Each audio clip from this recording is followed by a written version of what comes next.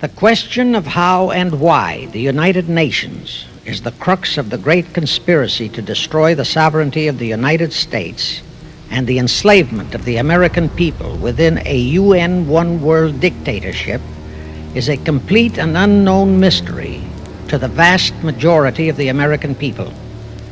The reason for this unawareness of the frightening danger to our country and to the entire free world is simple. The masterminds behind this great conspiracy have absolute control of all of our mass communications media, especially television, the radio, the press, and Hollywood. We all know that our State Department, the Pentagon, and the White House have brazenly proclaimed that they have the right and the power to manage the news, to tell us not the truth, but what they want us to believe. They have seized that power on orders from their masters of the great conspiracy. And the objective is to brainwash the people into accepting the phony peace bait to transform the United States into an enslaved unit of the United Nations one world government. First of all, bear in mind that the so-called UN police action in Korea, fought by the United States, in which 150,000 of our sons were murdered and maimed, was part of the plot, just as the undeclared by Congress war in Vietnam, in which our sons are dying, is part of the plot, just as the plot against Rhodesia and South Africa, in which our sons will be dying, is part of the UN plot.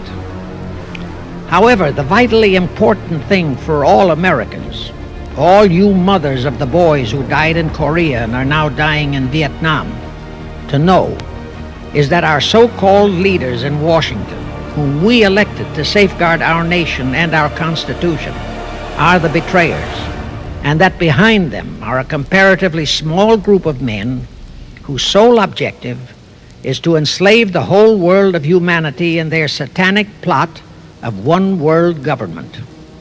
Now, in order to give you a very clear picture of this satanic plot, I will go back to its beginning, clear back in the middle of the 18th century, and name the men who put that plot into action, and then bring you down to the present, today's status of that plot. Now, as a matter of further intelligence, a term used by the FBI, let me clarify the meaning of the expression, "He is a liberal." The enemy, meaning the one-world conspirators, have seized upon that word liberal as a cover-up for their activities. It sounds so innocent and so humanitarian to be liberal. Well, make sure that the person who calls himself a liberal or is described as a liberal is not in truth a red. Now then, this satanic plot was launched back in the 1760s when it first came into existence under the name of the Illuminati. This Illuminati was organized by one Adam Weishaupt, born a Jew, who was converted to Catholicism and became a Catholic priest, and then, at the behest of the then newly organized House of Rothschild, defected and organized the Illuminati. Naturally, the Rothschilds financed that operation. And every war since then, beginning with the French Revolution, has been promoted by the Illuminati, operating under various names and guises. I say under various names and guises because after the Illuminati was exposed and became too notorious, Weishaupt and his co-conspirators began to operate under various other names. In the United States, immediately after World War I, they set up what they called the Council on Foreign Relations, commonly referred to as the CFR. And this CFR is actually the Illuminati in the United States. And its hierarchy, the masterminds in control of the CFR, to a very great extent are the descendants of the original Illuminati conspirators. But to conceal that fact, Most of them changed their original family names to American-sounding names. For example, the true name of the Dillons, Clarence and Douglas Dillon, once Secretary of the U.S. Treasury Department, is Lepowski. I'll come back to all this later. There is a similar establishment of the Illuminati in England, operating under the name of the British Institute of International Affairs. There are similar secret Illuminati organizations in France, Germany, and other nations operating under different names. And all these organizations, including the CFR, continuously set up numerous subsidiary or front organizations that are infiltrated into every phase of the various nations' affairs. But at all times, the operations of these organizations were and are masterminded and controlled by the internationalist bankers, who in turn were and are controlled by the Rothschilds. The details of how they accomplished the setting up of the CFR in the United States, as also in the other nations, are far too voluminous to be described in this dissertation. But you can find it complete in News Bulletin number 122, entitled UN is Spawn of the Illuminati, and News Bulletin number 123, entitled CFR Completely Unmasked as Illuminati. Both are published by the Cinema Educational Guild, Post Office Box 46205, Hollywood, California.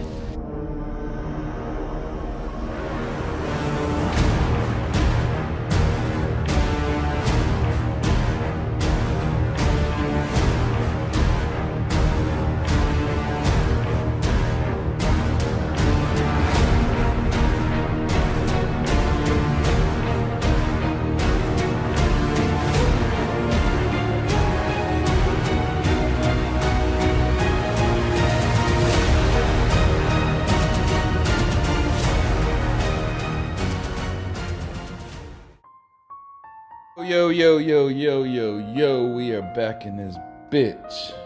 Back in this bitch for another podcast. Yeah, you see we've been doing little shorts lately, and them things been coming out pretty dope. But today we're gonna actually do a real podcast like we used to do. But actually what I was just doing was just stalling, just to find out exactly what number this is. This is Go Deep, episode 249. Let the crowd go wild. All right. So, we're back in this bitch.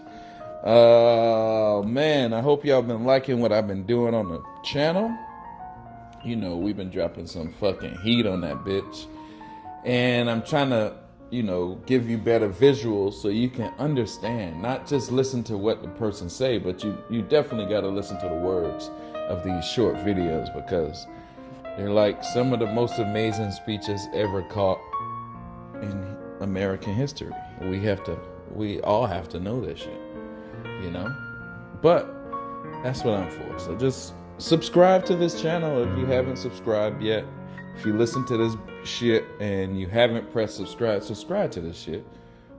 The fuck are you doing, bro? You just listening for free and you don't want to give me no like, you don't want to give me no subscribe. I got this one dude going around giving me a dislike on every one of my videos. I think I know who that is, but whatever. Just do something. Press a button on that bitch. Like, subscribe, dislike, leave a comment. Don't try to leave no fucking comments either. See, I know what y'all be doing.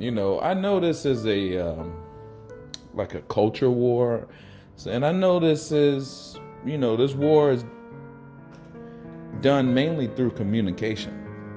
If you come on my channel and on my, my comment section, talking some dumb shit, trying to communicate some dumb shit to me, and trying to communicate some dumb shit so my people can read it and maybe get thrown off the loop a little bit, I'm not gonna block you. I'm just gonna hide you from the channel. So your dumb shit will never be shown again. So only say cool shit or don't say shit at all. but like and subscribe. But before that, we get into this podcast. Before we get into this podcast, you got to listen to some music. Then we're going to make this one quick because you'll see. Let's go. Music, Go Deep, 249. Your mother is fine. And when she start drinking some wine, that bitch is all mine. Yeah, bitch. You finally found my nigga. And now you found him. Make him fucking talk. Torture him. Make him spill his guts. You got me? Now get the fuck out of here, both of you. 1, 2, aight. Yeah. That's right. Live from the belly. They got me behind the fence. I run shit from the inside. The fucking president of the infamous gang. Get away from my stank. I got that icky, cotton picky shit that had you days. I'm a quadruple OG, a old soul. Call me the reincarnation of the pharaoh with an OE. The barrel full of hot lead. Shoot a pothead. Talking that shit about hip-hop dead. Now it's live from behind the gate. Permanent smiley face. Any nigga stunning on the guard, now you out of place. I beat a lot of cases, had to take a L. I see you in the hot set, yep, hold it down. Money is worthless, real power is people. Real strength is in the street where everybody's equal. Fuck jury, fuck rims. Let's spend on our protection. Get armor, get cameras. Get with it, little nigga, this man shit. Real power is people. Real strength is in the street where everybody's live from behind the wall. Sitting staring at the wall. I'm fit to pop out this bitch like a newborn. I'm fit to cut out all the smoking and the drinking. The wine and the spirits. It's evil when you think it, baby, so I'm telling the truth. You live it, then you see it. You breathe it, then you bid. I tell you, little secret, it's a secret. Government, they worship an owl. They practice witchcraft to harness their power. Pedophiles rape little kids for energy. It's satanic ritual. WTC, R.I.P. They lit the Pentagon on fire. That's lighting the pentagram on fire. All these bodies for what? So you can scare everybody in the one world, huh? All my crimes is on deck. So if you ain't come for a war, then run. Money is worthless, real power is people. Real strength is in the street where everybody's equal. Fuck jury, fuck rims. Let's spend on our protection. Get armor, get cameras. Get with it, little nigga, this man shit. Real power is people. Real strength is in the street where everybody's equal.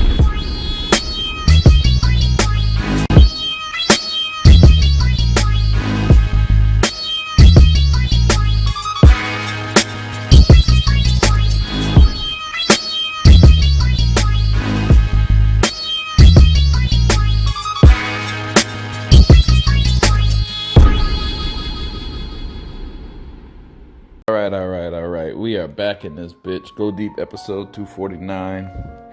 Hope you like that song. I hope y'all listen to every word in that song. If you didn't listen to every word, go back and listen to that shit again. That's Prodigy. Rest in peace, Prodigy. Rapper from Queens, New York. Is dead now because probably the gang that he's been talking about his whole life poisoned his food and killed him in the hospital. And then somebody painted a mural over him in Queens and they, threw some red paint on that mural twice. Yeah. That's what happens, guys. That's what happens. But rest in peace, Prodigy. We gonna keep your name alive over here. Go Deep. As long as I got a show, I will be playing Mobb Deep and Prodigy on that shit. So it is what it is. What we talking about today? So from that intro, I think you can tell what we talking about. We talking about the Illuminati and how the Illuminati is really not called the Illuminati. Like it's just, that's like a catchphrase for like,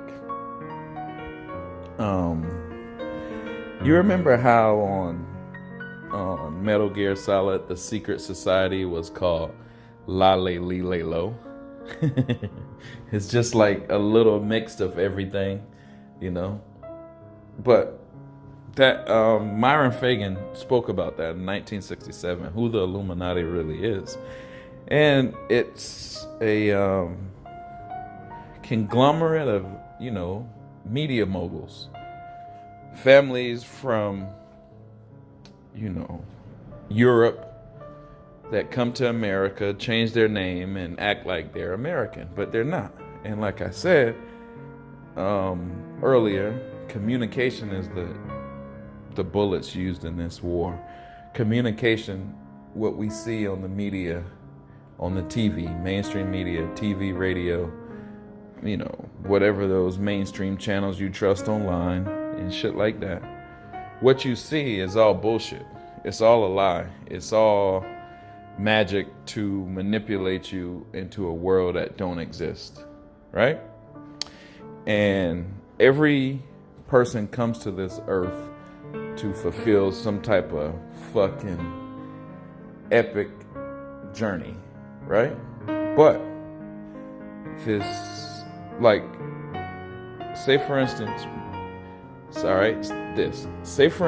sports wasn't on TV, right? We didn't see no football, basketball, baseball, none of that shit, right? Us as men would have already changed the world, would have probably changed the world for the better. Do you know how much time we would have on our hands to build shit, help out in the neighborhood, cut the grass, clean up,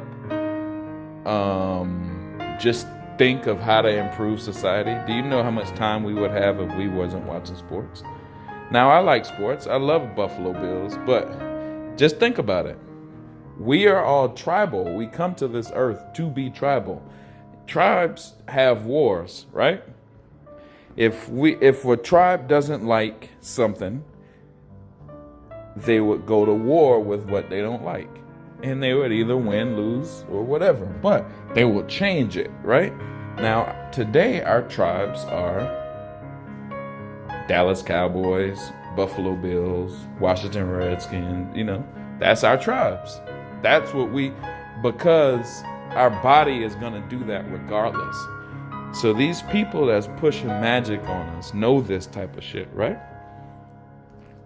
Now, your body probably yearns to go to war and fight for your freedom and whatever else you want to fight for. But when you substitute that fight with a football game every week, you get what your body is yearning for.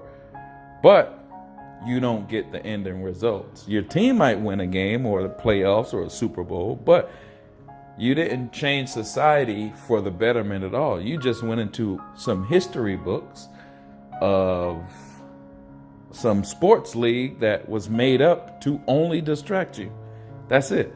It wasn't, they get paid only to keep your mind away from society. That's it. So all of the men in society, this is what the Roman games were about.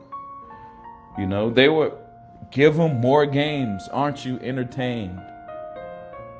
Now, the entertainment also, they lie to you inside of the entertainment, and they manipulate you, and they confuse you, and they hypnotize you inside of the entertainment that you don't know. No matter where they are, what country they are, what's dominant society, they hypnotize you. And here's what I'm telling. Here's why I want to say go deep. What I want to say and go deep. They're not far away from you like you think. They're not, these secret societies are somewhere in another country, in some fucking castle doing this stupid. No, the fuck. They're in your chat rooms right now. They're on your social media page right now, trying to prevent you from ever building anything of success in your society. How would they do that? They do all kind of shit. Like Prodigy, they poison his food. They're assassins. They were fucking birthed out of the assassins in ancient Middle Eastern time. You know, that's what they do. That's what they do. Now, there's crews. What we're witnessing are crews that's fighting for control, the throne. The throne is the earth. The control of the whole earth is what they're fighting for. But that, you know, there are some secret societies that's not. There's some secret societies that's holding it down for their community. And, you know, those are the secret societies that I don't really, you know, I won't shit on them because, yo, I understand some of that shit. I understand the need of some of that shit. I don't understand the need of the manipulation, and that's what I don't get down with. The manipulation, basically the lies. When you can talk to somebody, communicate with somebody for years and years and years, and be lying to them because you secretly are doing something else. That's what's been going on in America. Have you noticed?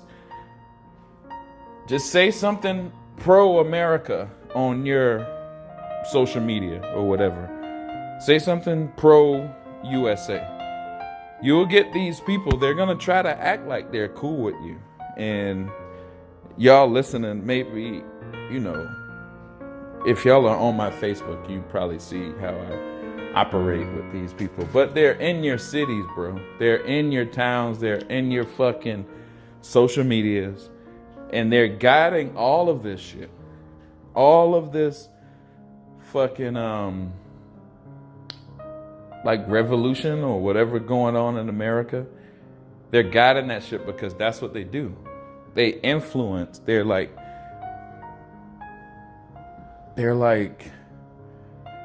all right, the best way to put it. Remember on Lord of the Rings, the king, he had the guy talking in his ear.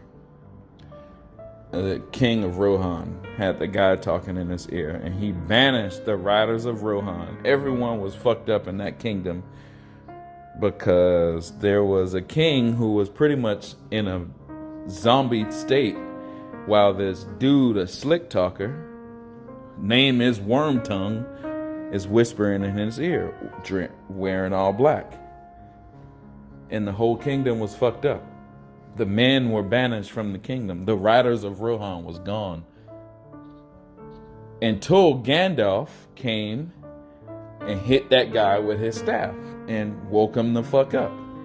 That's what I be trying to do. That's what's going on in America. All of us who don't see this shit and still be voting for Biden and doing all this dumb shit, most of us are under a spell by the media and the people who's pro-mainstream media. They're under a spell too, but some of them not under a spell. Some of them are just doing what they're supposed to be doing. They're just doing their job, and their job is to confuse you, manipulate you, and lead you into a revolution in your country so you can fuck your own shit up, and they can buy it for the cheap.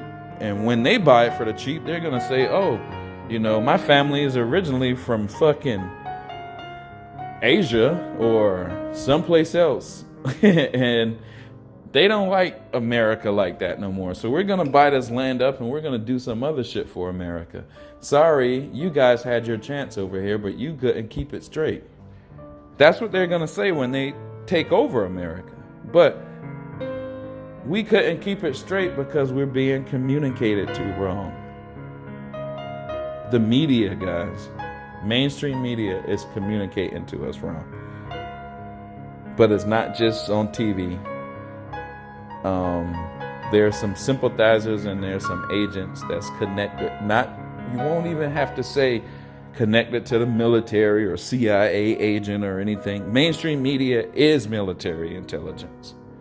That's what you got to know. So these people, they're just doing their... You don't get to tell your military intelligence boss, no, I'm not gonna brainwash Charleston, South Carolina. You can't say no. You just have to continue going on, right? So then when Dylan Roof comes and do his military intelligence operation of, killing 9 people in a church And then the people inside of the city, the little agents that's been working, trying to teach you some rebellious activities, they've been in the clubs, they've been in everybody's house, but what do they teach? They try to manipulate you and think you're oppressed, right? They think we're black, we've been oppressed, let's talk about slavery all day. Let's talk about the first black guy to do this, the first black guy to do that. You think they be black people, that they're pro-black. No, they're just doing the job of white people from New York and Washington, D.C. and L.A. who don't give a fuck about America. The black people are doing the job for them. The black people are in your city teaching you, we need a revolution. We need this. We need pro-black. We need to be first, this, that, or the other. All this shit so you can go rebel. At the same time, they're going to shoot 9 people in a church and try to make it into a black on white shit. But nobody says, hey, man, one of the people that was shot in the church in Charleston was a black senator.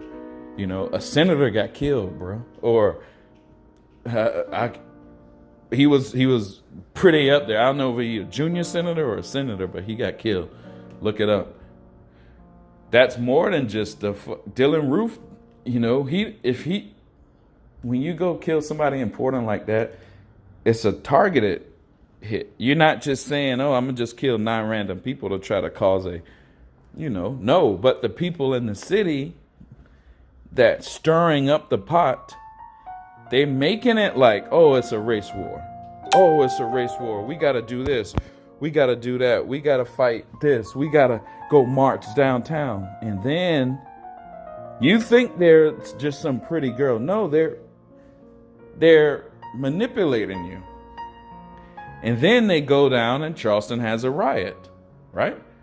Recently with this Trump Black Lives Matter shit, Charleston rioted too. We never would have done no shit like that. But we had a lot of fucking people in the city teaching us bullshit. We had a lot of these secret societies teaching black people bullshit. And then they used us with George Floyd's death. And we don't even know what's that about. We know George Floyd was a Mason. We know he was in a secret society. Then you see all of the black Masons pushing this George Floyd shit. Then you see all of the corporations pushing this Black Lives Matter shit. They're pushing this fucking LGBT shit. The corporations are pushing this shit.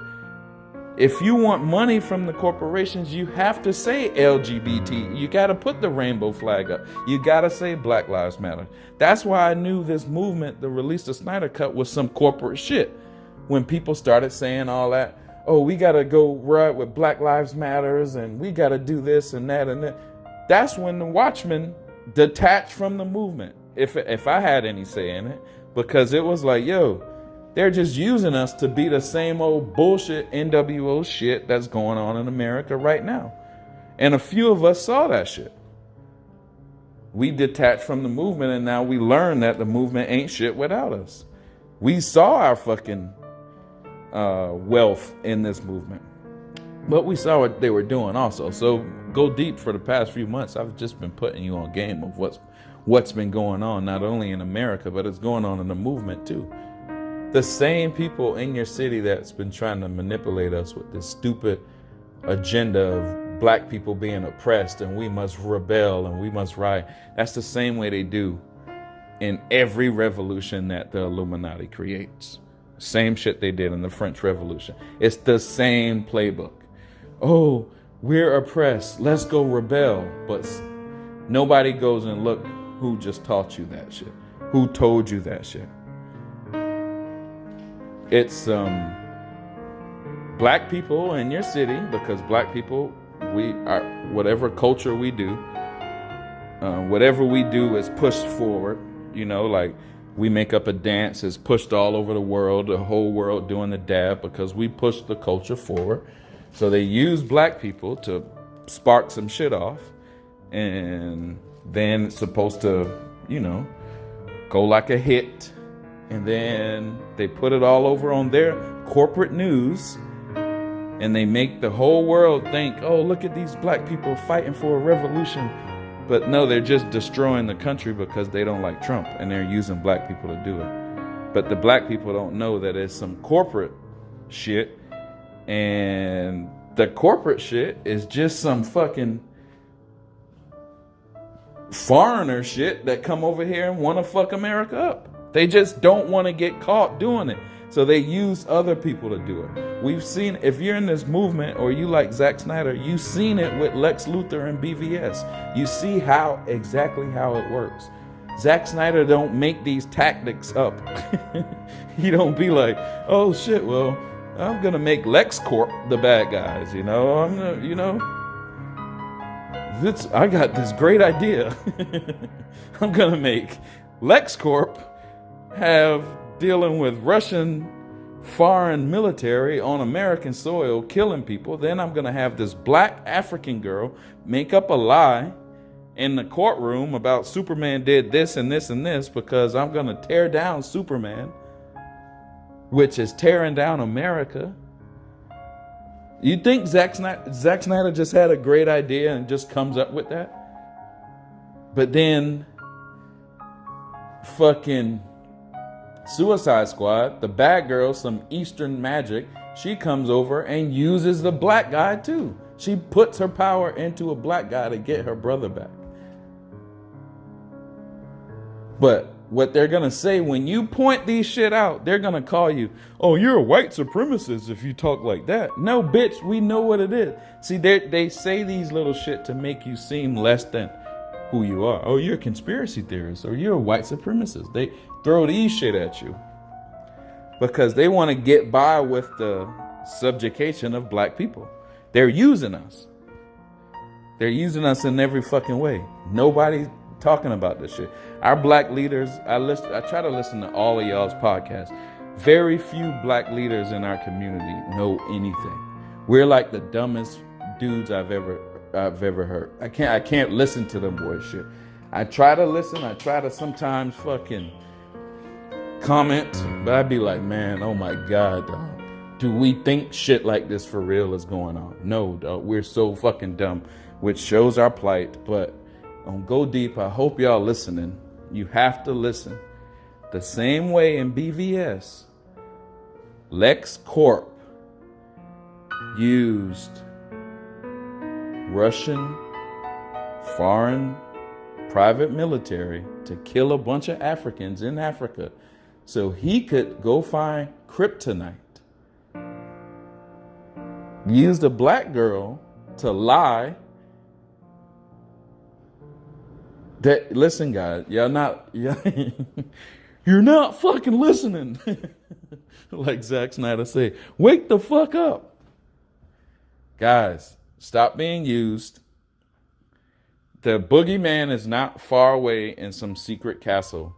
The boogeyman is in your city, in your chat rooms, in your churches, in your schools, and everywhere. He's everywhere. And he's guiding you along to do dumb shit in the country. And the way you know it's working, because you see dumb shit happening in the country. Most of it, the guidance is in the mainstream media. They're all lying. It's all put on. They say, oh, there's a riot in this place and this place. They used to buy people and usher them in to make it. It's Hollywood movie magic shit. It's all lies. It's all lies. All of it is lies.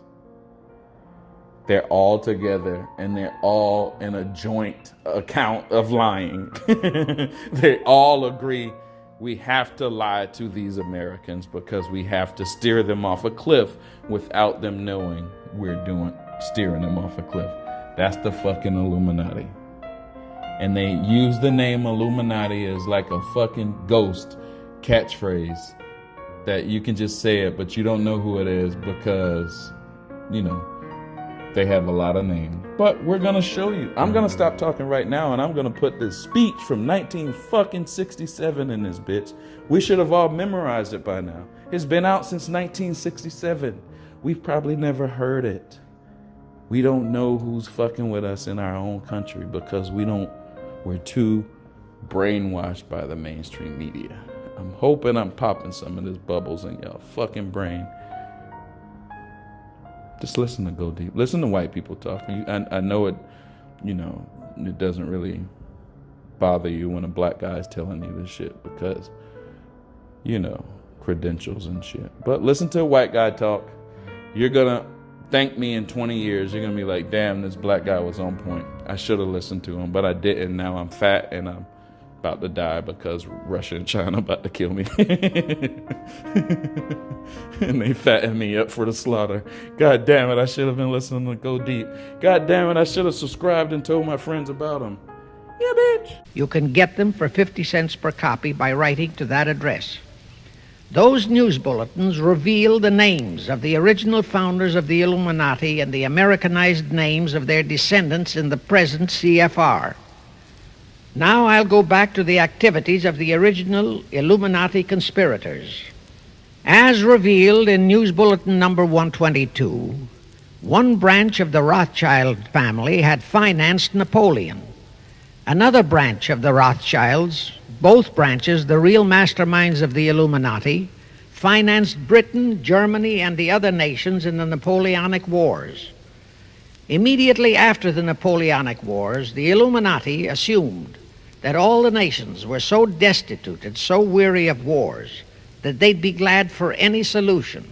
So the Rothschild stooges set up what they called the Congress in Vienna, and at that meeting they tried to create the first League of Nations, their first attempted one world government, on the theory that all the crowned heads of the European governments were so deeply in debt to them that they would willingly or unwillingly serve as their stooges.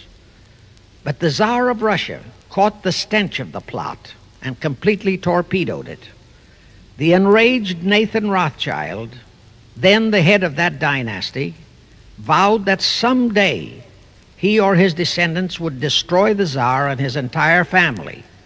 And his descendants did accomplish that very threat in 1917. At this point, bear in mind that the Illuminati was not set up to operate on a short-range basis. Normally, a conspirator of any type enters into a conspiracy with the expectation of achieving his objective during his own lifetime. But that was not the case with the Illuminati. True, they hoped to accomplish their objective during their lifetime. But, paraphrasing The Show Must Go On, the Illuminati operates on the very long-range basis. Whether it will take scores of years or even centuries, they have dedicated their descendants to keep the plot boiling until they hope the conspiracy is achieved. Now let's go back to the birth of the Illuminati. Adam Weishaupt was a Jesuit-trained professor of canon law, teaching in Ingolstadt University when he defected from Christianity to embrace the Luciferian conspiracy. It was in 1770 that the professional moneylenders, the then recently organized House of Rothschild, retained him to revise and modernize the age-old protocols of Zionism, which from the outset was designed to give the synagogue of Satan, so named by Jesus Christ, ultimate world domination, so they could impose the Luciferian ideology upon what would remain of the human race after the final social cataclysm by use of satanic despotism. Weishaupt completed his task May 1st, 1776. Now you know why May 1 is the great day with all communist nations to this very day. That was the day, May 1, 1776, that Weishaupt completed his plan and officially organized the Illuminati to put the plan into execution. That plan required the destruction of all existing governments and religions. That objective was to be reached by dividing the masses of people whom he, Weishaupt, termed goyim, or human cattle, into opposing camps in ever-increasing numbers on political, social, economic, and other issues, the very conditions we have in our country today. The opposing sides were then to be armed and incidents provided which would cause them to fight and weaken themselves and gradually destroy national governments and religious institutions. Again, I say, the very conditions in the world today. And at this point, let me stress a prime feature of the Illuminati plans. When and if their blueprint for world control, the protocols of the elders of Zion, is discovered and exposed, they would wipe all the Jews off the face of the earth in order to divert suspicions from themselves. If you think this is far-fetched, bear in mind that they permitted Hitler, a liberal socialist himself, who was financed by Krupp, Kennedy, the Warburgs, and the Rothschilds, to incinerate 600,000 Jews. Now, just why did the conspirators choose the word Illuminati for their satanic organization?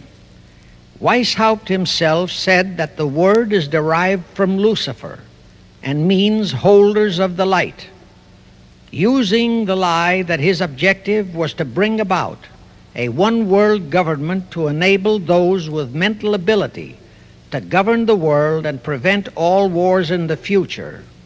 In short, using the word peace on earth as his bait, exactly as that same bait, peace, was used by the 1945 conspirators to foist the United Nations on us. Weishaupt, financed, I repeat, by the Rothschilds, recruited some 2,000 paid followers. These included the most intelligent men in the fields of arts and letters, education, the sciences, finance, and industry. He then established lodges of the Grand Orient, Masonic lodges, to be their secret headquarters. And I again repeat that in all of this he was acting under orders from the House of Rothschild. The main features of the Weishaupt plan of operation required his Illuminati to do the following things to help them to accomplish their purpose. Number one, use monetary and sex bribery to obtain control of men already in high places in the various levels of all governments and other fields of endeavor. Once influential persons had fallen for the lies, deceits, and temptations of the Illuminati, they were to be held in bondage by application of political and other forms of blackmail, threats of financial ruin, public exposure and physical harm, even death, to themselves and loved members of their families. Do you realize how many present top officials in our federal government in Washington are controlled in just that way by the CFR? Do you realize how many homosexuals in our State Department, the Pentagon, all federal agencies, even in the White House, are controlled that way? Number two, Illuminati on the faculties of colleges and universities were to cultivate students possessing exceptional mental ability, belonging to well-bred families with international leanings, and recommend them for special training in internationalism. Such training was to be provided by granting scholarships to those selected by the Illuminists. That gives you an idea what a Rhodes Scholarship means. It means indoctrination into accepting the idea that only a one-world government can put an end to recurring wars and strife. That's how the United Nations was sold to the American people. One of the most notable Rhodes Scholars we have in our country is Senator William J. Fulbright, sometimes referred to as Half-Bright. His entire voting record spells Illuminati. All such scholars were to be first persuaded and then convinced that men of special talent and brains have the right to rule those less gifted on the ground that the masses don't know what is best for them physically, mentally, and spiritually. In addition to the Rhodes and similar scholarships, today there are 3 special Illuminati schools located in Gordonstown in Scotland, Salem in Germany, and Anavrita in Greece. These 3 are known ones, but there are others that are kept undercover. Prince Philip, the husband of Britain's Queen Elizabeth, was educated at Gordonstown at the instigation of Lord Louis Mountbatten, his uncle, a Rothschild relative who became Britain's admiral of the fleet after World War II ended. Number 3, all influential people trapped into coming under the control of the Illuminati, plus the students who had been specially educated and trained, were to be used as agents and placed behind the scenes of all governments as experts and specialists, so they would advise the top executives to adopt policies which would, in the long run, serve the secret plans of the Illuminati one world conspiracy and bring about the destruction of the governments and religions they were elected or appointed to serve. Do you know how many such men operate in our government at this very time? Rusk, McNamara, Hubert Humphrey, Fulbright, Kuchel, and go on and on and on. Number 4, perhaps the most vital directive in Weishaupt's plan was to obtain absolute control of the press, at that time the only mass communications media, to distribute information to the public, so that all news and information could be slanted, so that the masses could be convinced that a one-world government is the only solution to our many and varied problems. Now do you know who owns and controls our mass communications media?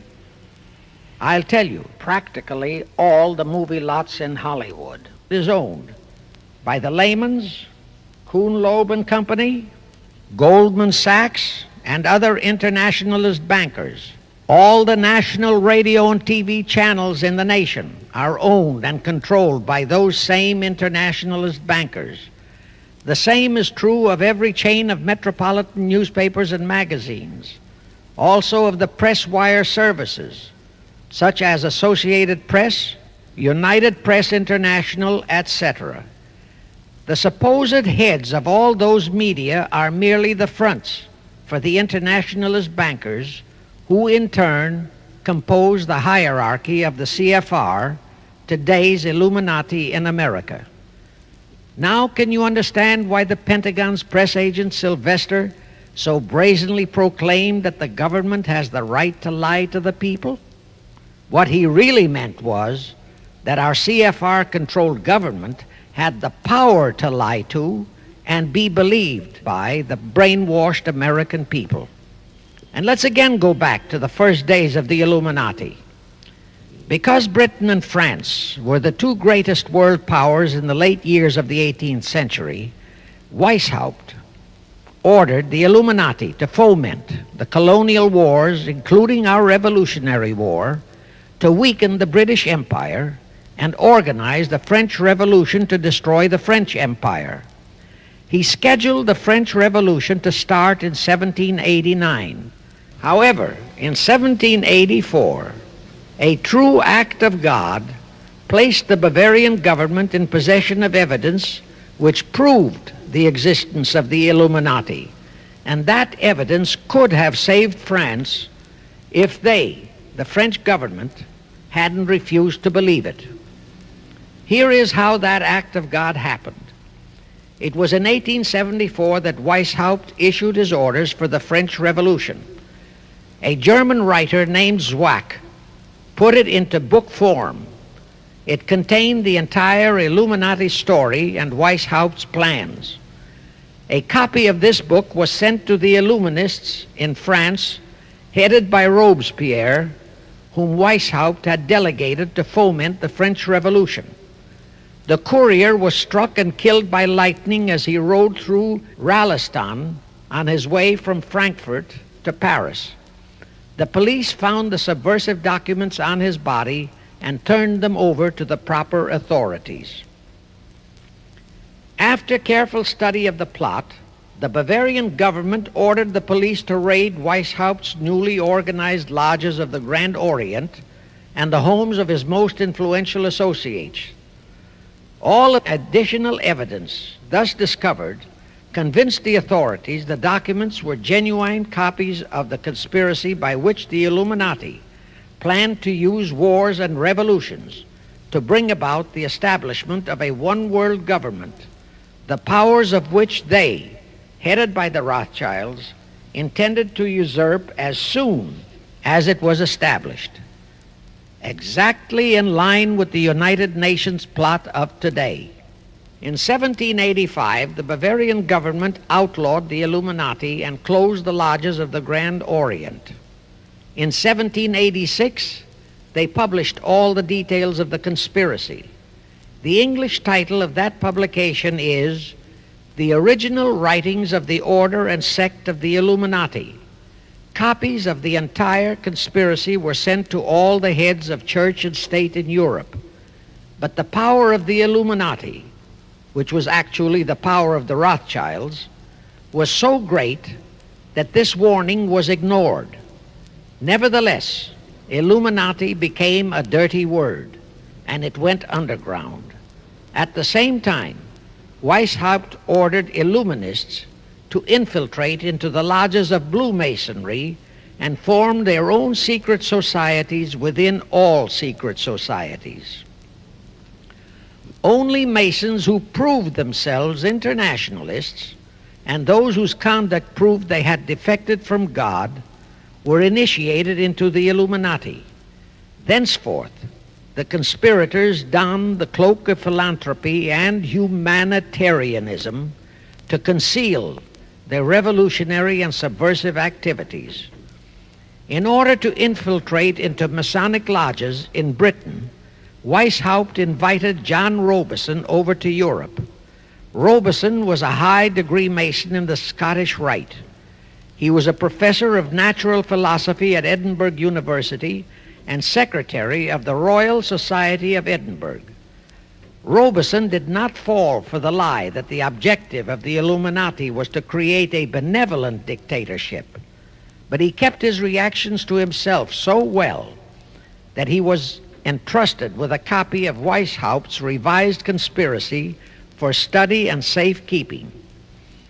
Anyway, because the heads of state and church in France were deluded into ignoring the warnings given them, the revolution broke out in 1789 as scheduled by Weishaupt. In order to alert other governments to their danger, in 1798 Robison published a book entitled Proof of a Conspiracy to Destroy All Governments and Religions. But his warnings were ignored, exactly as our American people have been ignoring all warnings about the United Nations and the Council on Foreign Relations, the CFR. Now here is something that will stun and very likely outrage many who hear this, but there is documentary proof that our own Thomas Jefferson and Alexander Hamilton became students of Weishaupt's. Jefferson was one of Weishaupt's strongest defenders when he was outlawed by his government. And it was Jefferson who infiltrated the Illuminati into the then newly organized lodges of the Scottish Rite in New England. Here is the proof. In 1789, John Robison warned all Masonic leaders in America that the Illuminati had infiltrated into their lodges. And on July 19, 1789, David Papin, president of Harvard University, issued the same warning to the graduating class and lectured them on the influence Illuminism was acquiring on American politics and religion. And to top it off, John Quincy Adams, who had organized the New England Masonic Lodges, issued his warnings. He wrote 3 letters to Colonel William L. Stone, a top Mason, in which he exposed how Jefferson was using Masonic lodges for subversive, Illuministic purposes. Those 3 letters are at this very time in Rittenberg Square Library in Philadelphia. In short, Jefferson, founder of the Democratic Party, was a member of the Illuminati, which at least partly accounts for the condition of the party at this time. And through infiltrations of the Republican Party, we have exactly nothing of loyal Americanism today. That disastrous rebuff at the Congress at Vienna, created by the Tsar of Russia, did not by any means destroy the Illuminati conspiracy. It merely forced them to adopt a new strategy. Realizing that the one world idea was, for the moment, killed, the Rothschilds decided that to keep the plot alive, they'd have to do it by heightening their control of the money systems of the European nations. Earlier, by a ruse, the outcome of the Battle of Waterloo had been falsified. Rothschild had spread a story that Napoleon had won that battle. That had precipitated a terrific panic on the stock market in England. All stocks had plummeted down to practically zero, and Nathan Rothschild bought all the stocks for virtually a penny on its dollar values. That gave him complete control of the economy of Britain and virtually of all Europe. So immediately after that Congress in Vienna had boomeranged, Rothschild forced Britain to set up a new Bank of England, which he absolutely controlled. Exactly as later, through Jacob Schiff, he engineered our own Federal Reserve Act, which gave the House of Rothschild a secret control of the economy in the United States. But now for a moment, let's dwell on the activities of the Illuminati in the United States. In 1826, one Captain William Morgan decided it was his duty to inform all Masons and the general public what the full truth was regarding the Illuminati, their secret plans and intended objectives. Also reveal the identities of the masterminds of the conspiracy. The Illuminati promptly tried Morgan in absentia and convicted him of treason. They ordered one Richard Howard, an English Illuminist, to carry out their sentence of execution as a traitor. Morgan was warned and he tried to escape to Canada, but Howard caught up with him near the border, near the Niagara Gorge to be exact, where he murdered him. This was verified in a sworn statement made in New York by one Avery Allen to the effect that he heard Howard render his report of the execution to a meeting of Knights Templars in St. John's Hall, New York. He also told how arrangements had been made to ship Howard back to England. That Allen affidavit is on record in New York City archives. Very few Masons and very few of the general public know that general disapproval over that incident of murder caused approximately half of all the Masons in the northern jurisdiction of the United States to secede. Copies of the minutes of the meeting held to discuss that matter are still in existence in safe hands, and that all that secrecy emphasizes the power of the masterminds of the Illuminati to prevent such terrible events of history from being taught in our schools. In the early 1850s, the Illuminati held a secret meeting in New York, which was addressed by a British Illuminist named Wright. Those in attendance were told that the Illuminati was organizing to unite the nihilist, and atheist groups with all other subversive groups into an international to be known as communists. That was when the word communist first came into being, and it was intended to be the supreme weapon and scare word to terrify the whole world and drive the terrorized peoples into the Illuminati one world scheme. This scheme, communism, was to be used to enable the Illuminati to foment future wars and revolutions. Clinton Roosevelt, a direct ancestor of Franklin Roosevelt, Horace Greeley and Charles Dana, foremost newspaper publishers of that time, were appointed to head a committee to raise funds for the new venture. Of course, most of the funds were provided by the Rothschilds. And this fund was used to finance Karl Marx and Engels when they wrote Das Kapital and the Communist Manifesto in Soho, England.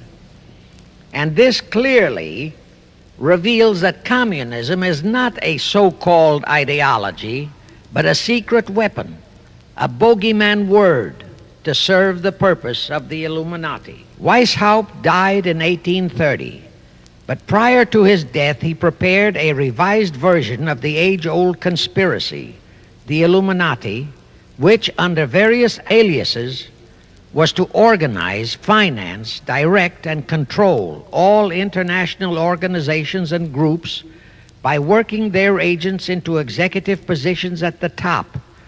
In the United States, we have Woodrow Wilson, Franklin Roosevelt, Jack Kennedy, Johnson, Rusk, McNamara, Fulbright, etc. as prime examples. In addition, while Karl Marx was writing the Communist Manifesto under the direction of one group of Illuminists, Professor Karl Ritter of Frankfurt University was writing the antithesis under direction of another group. The idea was that those who direct the overall conspiracy could use the differences in those two so-called ideologies to enable them to divide larger and larger members of the human race into opposing camps so that they could be armed and then brainwashed into fighting and destroying each other, and particularly to destroy all political and religious institutions. The work Ritter started was continued after his death and completed by the German so-called philosopher Friedrich Wilhelm Nietzsche, who founded Nietzscheism. This Nietzscheism was later developed into fascism and then into Nazism and was used to foment World Wars I and II. In 1834, the Italian revolutionary leader Giuseppe Mazzini was selected by the Illuminati to direct their revolutionary program throughout the world. He served in that capacity until he died in 1872. But some years before he died, Mazzini had enticed an American general named Albert Pike into the Illuminati.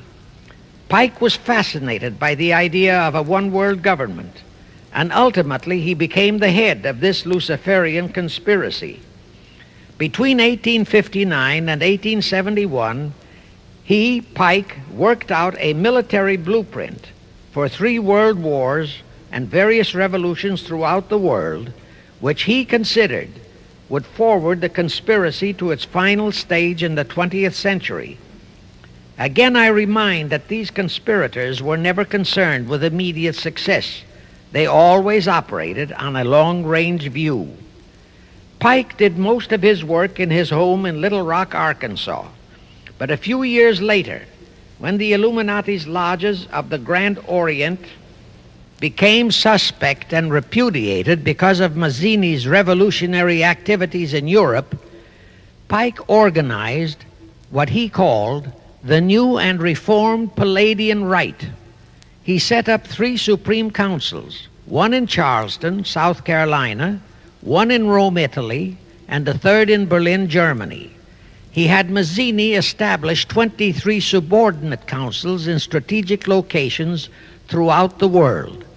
These have been the secret headquarters of the world revolutionary movement ever since. Long before Marconi invented radio, the scientists in the Illuminati had found the means for Pike and the heads of his councils to communicate secretly. It was the discovery of that secret that enabled intelligence officers to understand how apparently unrelated incidents, one such as the assassination of an Austrian prince at Sarajevo, took place simultaneously throughout the world, which developed into a war or a revolution. Pike's plan was as simple as it has proved effective. It called for communism, Nazism, political Zionism, and other international movements be organized and used to foment 3 global world wars and at least 2 major revolutions. The First World War was to be fought so as to enable the Illuminati to destroy Tsarism in Russia, as vowed by Rothschild after the Tsar had torpedoed his scheme at the Congress in Vienna, and to transform Russia into a stronghold of atheistic communism. The differences stirred up by agents of the Illuminati between the British and German empires were to be used to foment this war. After the war would be ended, communism was to be built up and used to destroy other governments and weaken religions. World War II, when and if necessary, was to be fomented by using the controversies between fascists and political Zionists. And here let it be noted that Hitler was financed by Krupp, the Warburgs, the Rothschilds, and other internationalist bankers, and that the slaughter of the supposed 600,000 Jews by Hitler didn't bother the Jewish internationalist bankers at all. That slaughter was necessary in order to create worldwide hatred of the German people and thus bring about the war against them. In short, this Second World War was to be fought to destroy Nazism and to increase the power of political Zionism so that the State of Israel could be established in Palestine. During this World War II, international communism was to be built up until it equaled in strength that of united Christendom. When it reached that point, it was to be contained and kept in check until required for the final social cataclysm. As we know now, Roosevelt, Churchill, and Stalin put that exact policy into effect, and Truman, Eisenhower, Kennedy, and Johnson continued that same exact policy.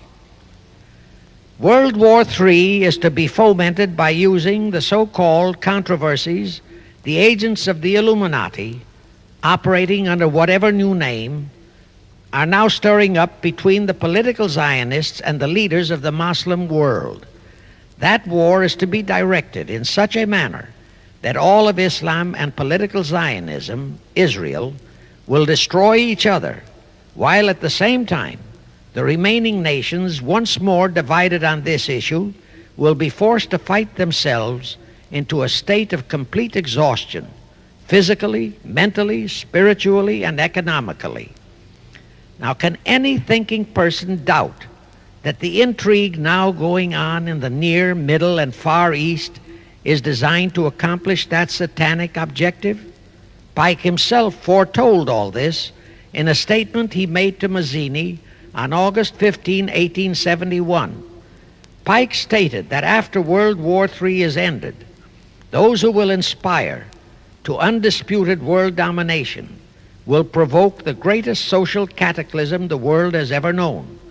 Quoting his own words, taken from the letter he wrote to Mazzini, and which letter is now catalogued in the British Museum in London, England, he said, "We shall unleash the nihilists and the atheists, and we shall provoke a great social cataclysm which in all its horror will show clearly to all nations the effect of absolute atheism, the origin of savagery and of most bloody turmoil.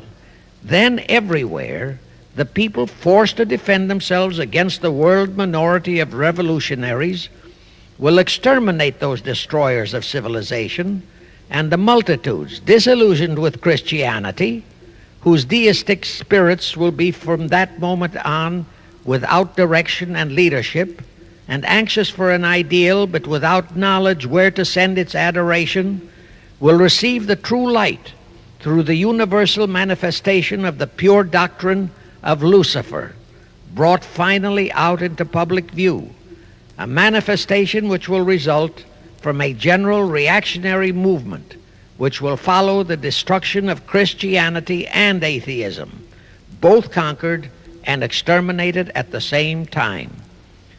When Mazzini died in 1872, Pike made another Italian revolutionary leader named Adrian Lemmy his successor. Lemmy, in turn, was succeeded by Lenin and Trotsky, then by Stalin. The revolutionary activities of all those men were financed by British, French, German, and American international bankers, all of them dominated by the House of Rothschild. We are supposed to believe that the international bankers of today, like the money changers of Christ's day, are only the tools or agents of the great conspiracy, but actually they are the masterminds behind all of it.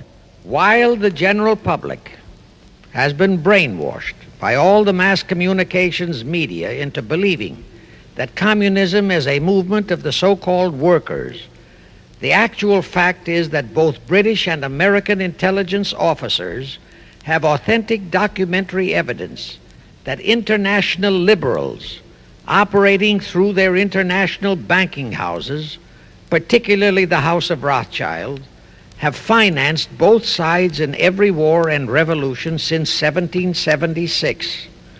Those who today comprise the conspiracy, the CFR in the United States, direct our governments, whom they hold in usury through such methods as the Federal Reserve System in America, to fight wars such as Vietnam, created by the United Nations, so as to further Pike's Illuminati plans to bring the world to that stage of the conspiracy when atheistic communism and the whole of Christianity can be forced into an all-out Third World War within each remaining nation, as well as on an international scale.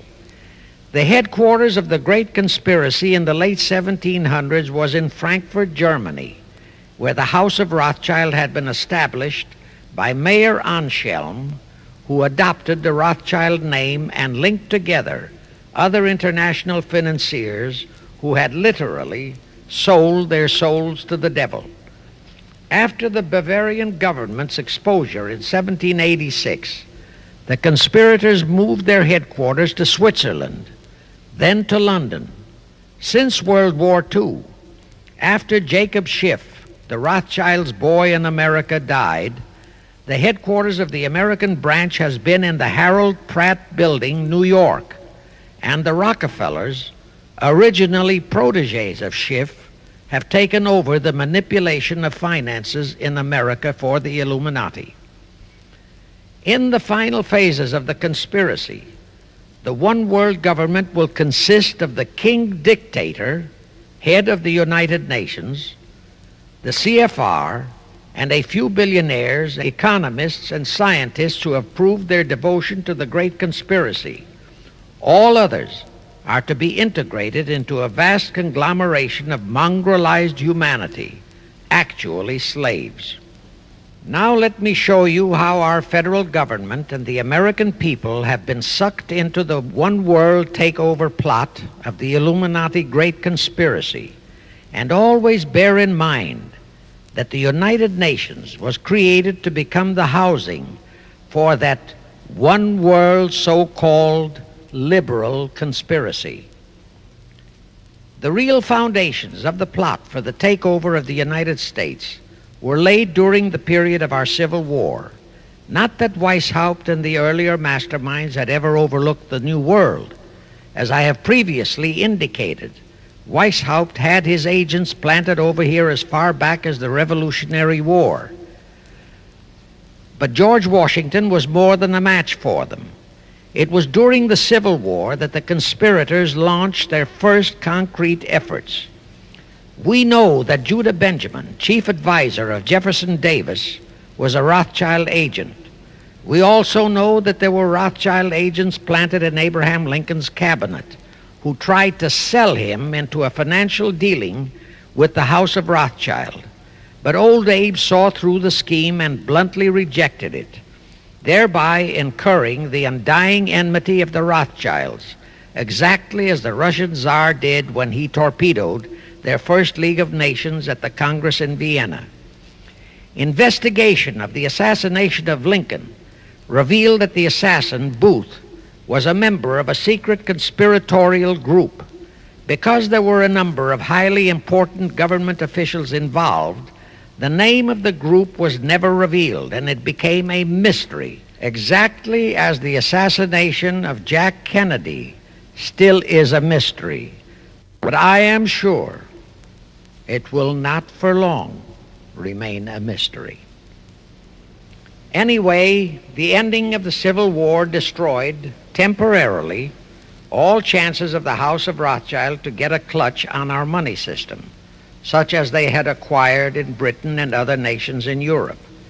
I say temporarily because the Rothschilds and the masterminds of the conspiracy never quit. So they had to start from scratch, but they lost no time in getting started. Shortly after the Civil War, a young immigrant who called himself Jacob H. Schiff arrived in New York. Jacob was a young man with a mission for the House of Rothschild.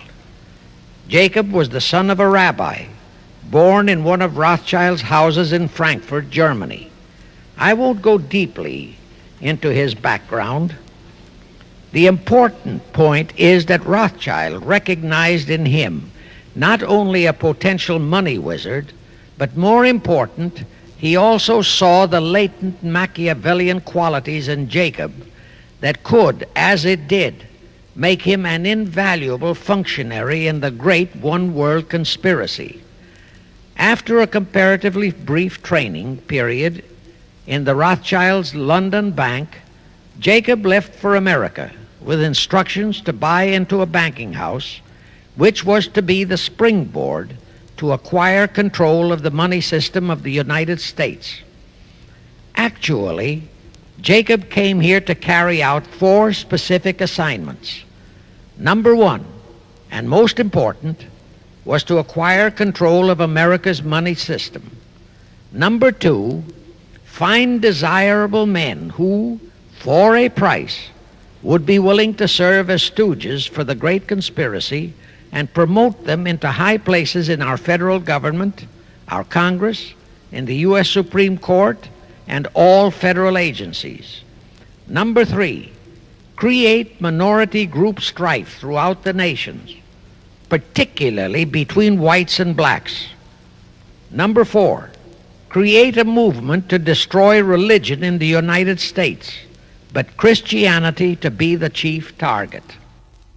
Earlier, I stated that Jacob Schiff came to America with orders by Rothschild to carry out 4 specific directives. The first and most important one was to get control of the United States money system. Let's trace Schiff's step to accomplish that directive. As a first step, he had to buy into a banking house, but it had to be the kind of a house that he could absolutely control and mold for that primary objective of entrapping our U.S. money system. After carefully scouting around, Jacob bought a partnership in a firm that called itself Kuhn and Loeb. Like Schiff, Kuhn and Loeb were immigrants from German Jewish ghettos. They came to the United States in the mid-1840s. Both started their business careers as itinerant pack peddlers. In the early 1850s, they pooled their interests and set up a merchandising store in Lafayette, Indiana, under the firm name of Kuhn and Loeb, servicing the covered wagon settlers on their way west. In the years that followed, they set up similar stores in Cincinnati and St. Louis. Then they added pawnbroking to their merchandising pursuits. From that to money lending was a short and quick step. By the time Schiff arrived on the scene, Kuhn and Loeb was a well-known private banking firm, and this is the firm Jacob bought into.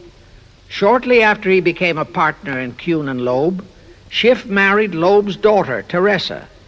Then he bought out Kuhn's interests and moved the firm to New York, and Kuhn and Loeb became Kuhn, Loeb and Company, international bankers, with Jacob Schiff, agent of the Rothschilds, ostensibly the sole owner. And throughout his career, this blend of Judas and Machiavelli, the first hierarch of the Illuminati, great conspiracy in America, posed as a generous philanthropist and a man of great holiness, the cover-up policy set forth by the Illuminati. As I have stated, the first great step of the conspiracy was to be the entrapment of our money system. To achieve that objective, Schiff had to get full cooperation of the then big banker elements in America, and that was easier said than done. Even in those years, Wall Street was the heart of the American money mart, and J.P. Morgan was its dictator. Next in line were the Drexels and the Biddles in Philadelphia. All the other financiers, big and little, danced to the music of those three houses, but particularly to that of Morgan. All of those three were proud, haughty, arrogant potentates. For the first few years, they viewed the little bewhiskered man from the German ghettos with utter contempt. But Jacob knew how to overcome that. He threw a few Rothschild bones to them, said bones being distribution in America of desirable European stock and bond issues. Then he discovered he had a still more potent weapon in his hands in the following. It was in the decades following our Civil War that our industries began to burgeon. We had great railroads to build. The oil, mining, steel, textile industries were bursting out of their swaddling clothes. All that called for vast financing. Much of that financing had to come from abroad. That meant the House of Rothschild. And that was when Schiff came into his own. He played a very crafty game. He became the patron saint of John D. Rockefeller, Edward R. Harriman, and Andrew Carnegie. He financed the Standard Oil Company for Rocky, the railroad empire for Harriman, and the steel empire for Carnegie. But instead of hogging all the other industries for Kuhn, Loeb and Company, he opened the doors of the House of Rothschild to Morgan, Biddle, and Drexel. In turn, Rothschild arranged the setting up of London, Paris, European, and other branches for those three, but always in partnerships with Rothschild subordinates. And Rothschild made it very clear to all those men that Schiff was to be the boss in New York. Thus, at the turn of the century, Schiff had a tight control of the entire banking fraternity on Wall Street, which by then, with Schiff's help, included Lehman Brothers, Goldman Sachs, and other internationalist banks, headed by men chosen by the Rothschilds. In short, that meant control of the nation's money powers, and he was then ready for the giant step, the entrapment of our national money system. Now, under our Constitution, all control of our money system is vested solely in our Congress. Schiff's next important step was to seduce our Congress to betray that constitutional edict by surrendering that control to the hierarchy of the Illuminati's great conspiracy. In order to legalize that surrender and thus make the people powerless to resist it, it would be necessary to have Congress enact special legislation. To accomplish that, Schiff would have to infiltrate stooges into both houses of Congress, stooges powerful enough to railroad Congress into passing such legislation. Equally, or even more important, he would have to plant a stooge in the White House, a president without integrity and without scruples, who would sign that legislation into law. To accomplish that, he had to get control of either the Republican or the Democratic Party. The Democratic Party was the more vulnerable. It was the hungrier of the two parties. Except for Grover Cleveland, the Democrats had been unable to land one of their men in the White House since before the Civil War. There were two reasons for that. Number one, poverty of the party. Number two, there were considerably more Republican-minded voters than Democrats. The poverty matter was not a great problem, but the voter problem was a different story. But as I previously said, Schiff was a smart cookie. Here is the atrocious and murderous method he employed to solve that voter problem. His solution emphasizes how very little the Jewish internationalist bankers care about their own racial brethren, as you shall see. Suddenly, around 1890, there broke out a nationwide series of pogroms in Russia. Many, many thousands of innocent Jews, men, women, and children, were slaughtered by the Cossacks and other peasants. Similar pogroms with similar slaughter of innocent Jews broke out in Poland, Romania, and Bulgaria. All those pogroms were fomented by Rothschild agents. As a result, Jewish terrified refugees from all those nations swarmed into the United States, and that continued throughout the next 2 or 3 decades because the pogroms were continuous through all those years. All those refugees were aided by self-styled humanitarian committees set up by Schiff, the Rothschilds, and all the Rothschild affiliates. In the main, the refugees streamed into New York, but the Schiff-Rothschild humanitarian committees found ways to shuffle many of them into other large cities, such as Chicago, Boston, Philadelphia, Detroit, Los Angeles, etc. All of them were quickly transformed into naturalized citizens and educated to register as Democrats. Thus, all of that so-called minority group became solid Democratic voter blocs in their communities, all controlled and maneuvered by their so-called benefactors. And shortly after the turn of the century, they became vital factors in the political life of our nation. That was one of the methods Schiff employed to plant men like Nelson Aldrich in our Senate and Woodrow Wilson in the White House.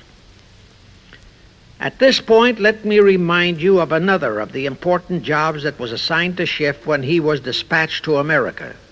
I refer to the job of destroying the unity of the American people by creating minority group and racial strife.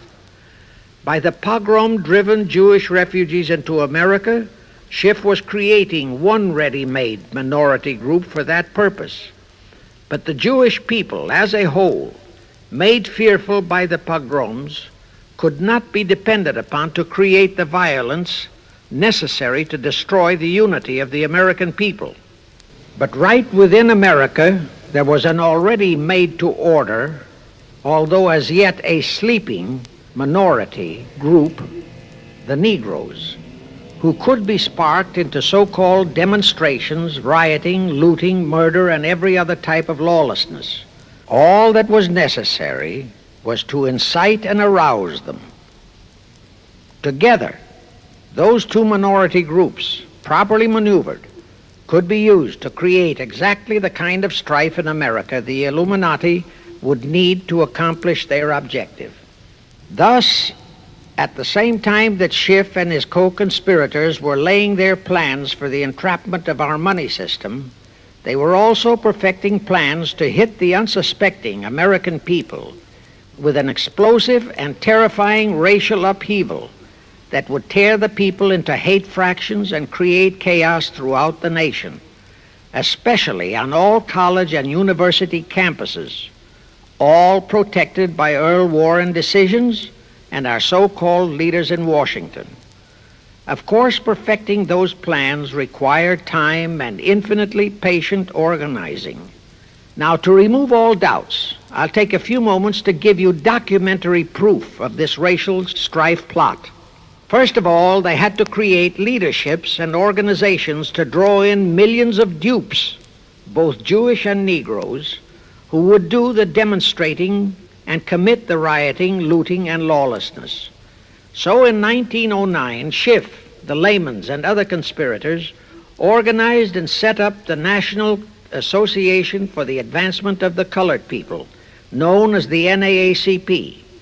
The presidents, directors, and legal counsels of the NAACP were always white men, Jews appointed by Schiff. And this is the case to this very day. Then, in 1913, the Schiff Group organized the Anti-Defamation League of the B'nai B'rith, commonly known as the ADL, to serve as the Gestapo and hatchet man outfit for the entire great conspiracy. Today, this sinister ADL maintains over 2,000 agencies in all parts of the country, and they advise and completely control every action of the NAACP, CORE, of the Urban League, of all the other so-called Negro civil rights organizations throughout the nation, including such leaders as Martin Lucifer King, Stokely Carmichael, Bayard Rustin, and others of that ilk. In addition, the ADL acquired absolute control of the advertising budgets of many department stores, hotel chains, and TV and radio industrialist sponsors, also advertising agencies, in order to control practically all the mass communications media and force every loyal newspaper to slant and falsify the news, and to further incite and at the same time create sympathy for the lawlessness and violence of the Negro mobs.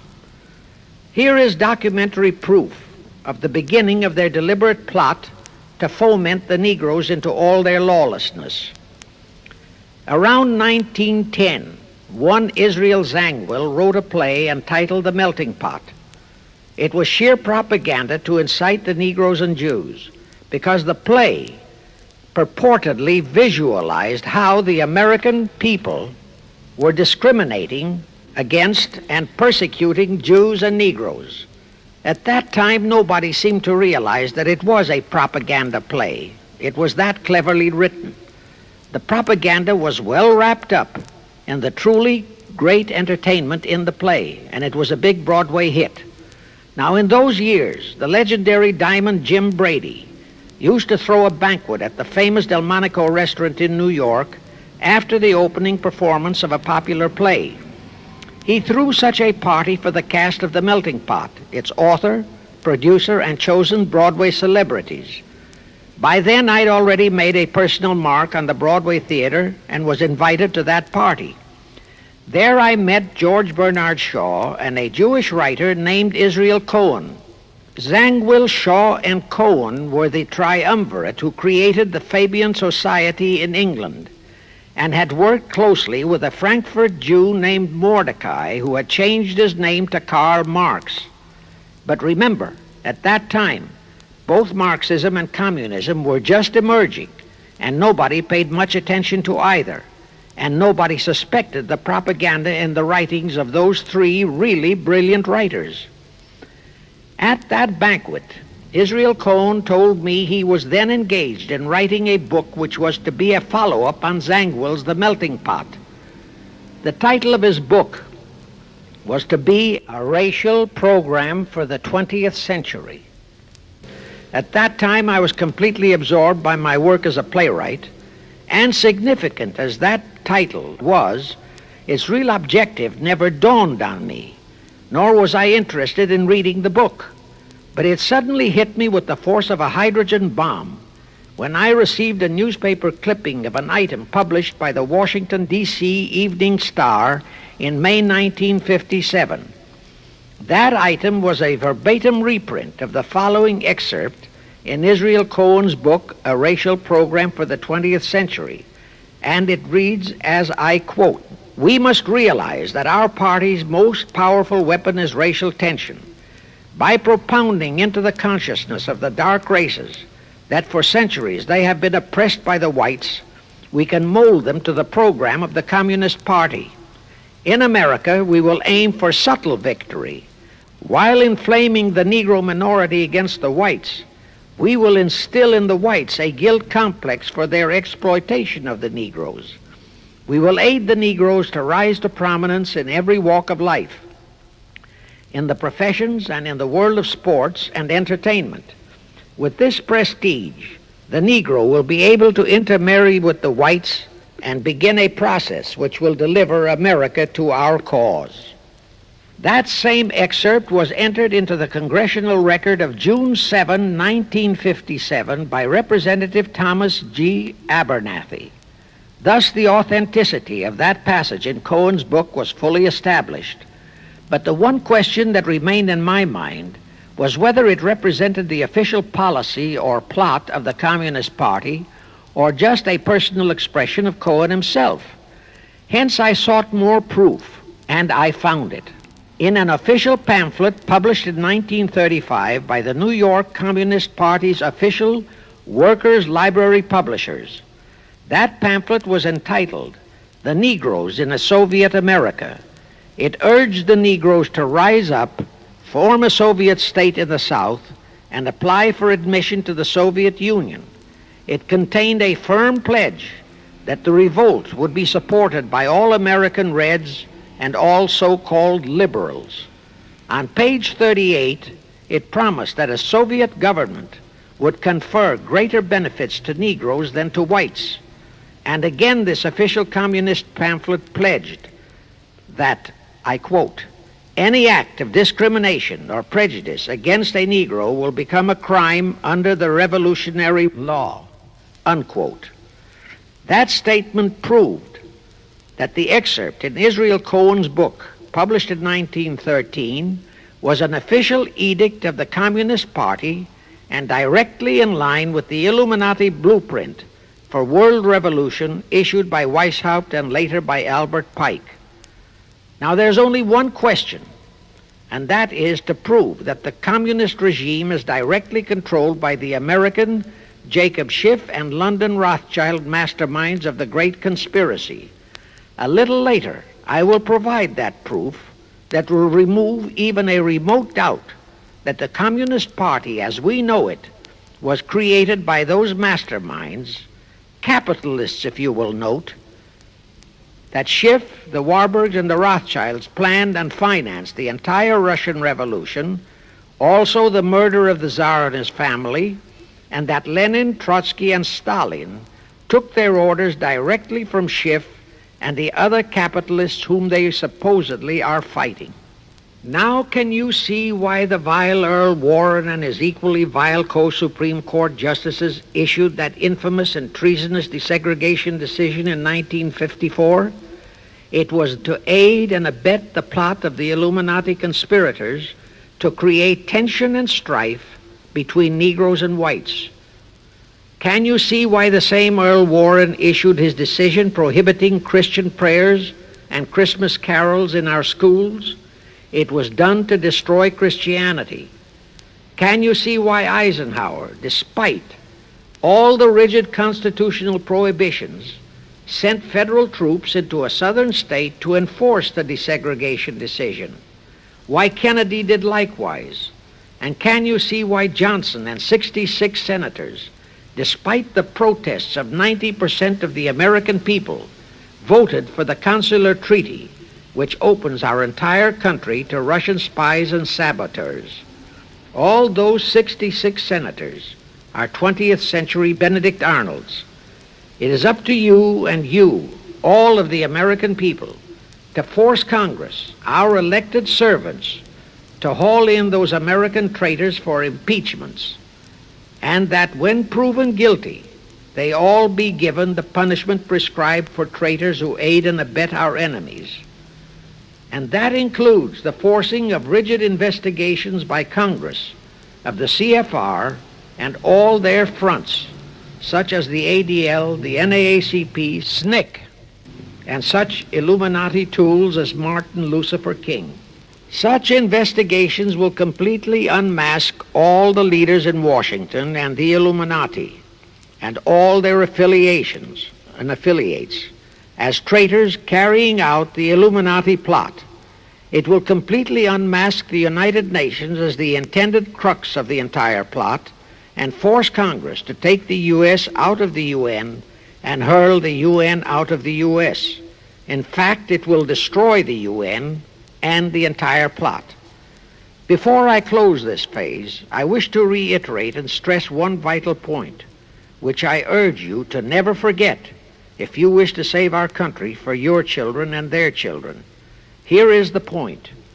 Every unconstitutional and unlawful act committed by Woodrow Wilson, by Franklin Roosevelt, by Truman, Eisenhower, and Kennedy, and are now being committed by Johnson, is exactly in line with the Illuminati conspirators' centuries-old plot outlined by Weishaupt and Albert Pike. Every vicious decision issued by the traitorous Earl Warren and his equally traitorous Supreme Court justices was directly in line with what the Illuminati blueprint required. That all the treason committed by our State Department under Rusk and earlier by John Foster Dulles and Marshall, also all the treason committed by McNamara and his predecessors, is directly in line with that same Illuminati blueprint for the takeover of the world. Also the amazing treason by various members of our Congress, especially by the 66 senators who signed for the Consular Treaty, has been committed on orders from the Illuminati. Now I will go back to Jacob Schiff's entrapment of our money system and the treasonous actions that followed. It will also reveal the Schiff-Rothschild control of not only Karl Marx, but of Lenin, Trotsky, and Stalin, who created the revolution in Russia and set up the Communist Party. It was in 1908 that Schiff decided the time had come for his seizure of our money system. His chief lieutenants in that seizure were Colonel Edward Mandel House, whose entire career was that of chief executive and courier for Schiff, as I shall show, Bernard Baruch, and Herbert Lehman. In the fall of that year, they assembled in secret conclave at the Jekyll Island Hunt Club, owned by J.P. Morgan at Jekyll Island, Georgia. Among those present were J.P. Morgan, John D. Rockefeller, Colonel House, Senator Nelson Aldrich, Schiff, Stillman and Vanderlip of the New York National City Bank, W. and J. Seligman, Eugene Meyer, Bernard Baruch,